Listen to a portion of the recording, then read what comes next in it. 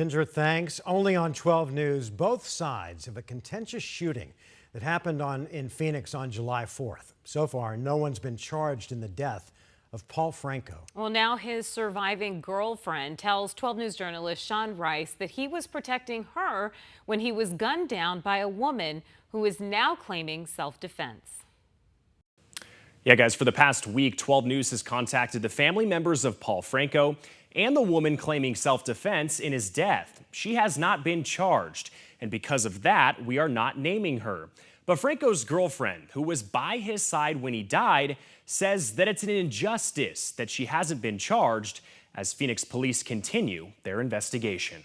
There's so much I miss about him, and I'll never be able to have that back. Stephanie Renteria's life turned upside down after an argument between her boyfriend Paul Franco and several pro-Palestinian demonstrators turned deadly on the night of July 4th.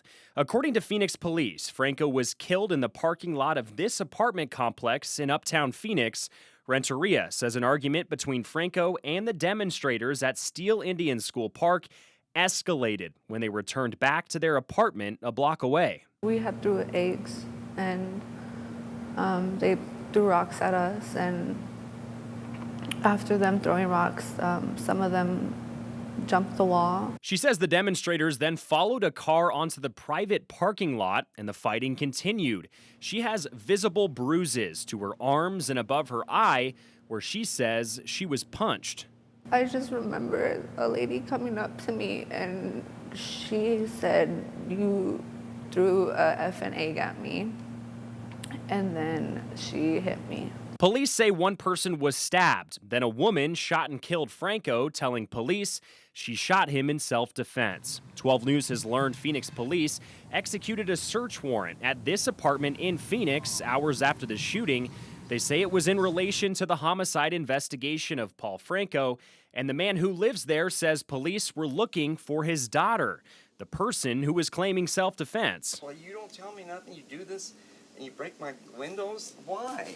I go, there's been a homicide. That's all he would say. The front and back of their apartment has broken windows and cardboard taped up to cover the inside of the apartment. Well, they decided to break all the windows. You know, they were already inside when they did this. There was no reason for that. I can't figure that out, just to make us miserable. We really just want to come by and figure out what you have been told happened on the night of July 4th. Has your daughter told you anything? No, won't tell me nothing. Said there was an incident, that's all he says. What did they do to your daughter when they came here? Did they take her away? No, she called him and said where she was. And they went there. It wasn't very far away. So I told her, don't be going to these protests. There's no benefit in it. There's nothing to gain, just trouble.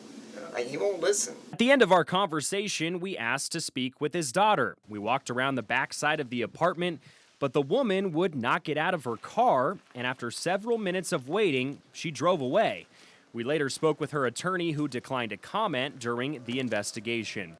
12 News has learned this woman is one of over a dozen people suing Phoenix police for falsely arresting her during a Black Lives Matter protest in October 2020. That lawsuit is ongoing and has not gone to trial.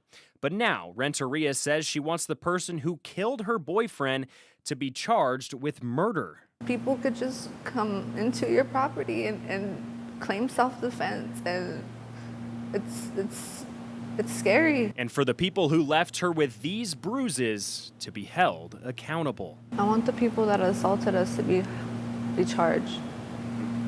I want some type of justice.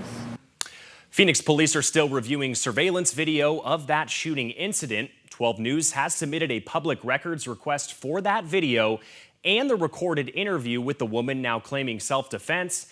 They have not released either video to us. Back to you guys. Sean, thank you. Tonight,